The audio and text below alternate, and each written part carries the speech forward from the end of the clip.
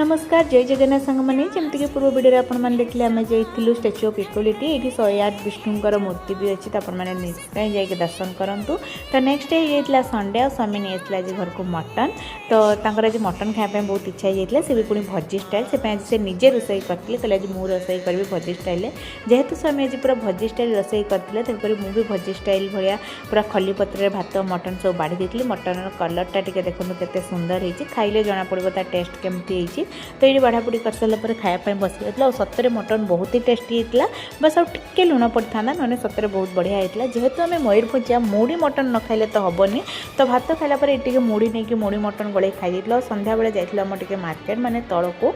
कहीं टिकलू आने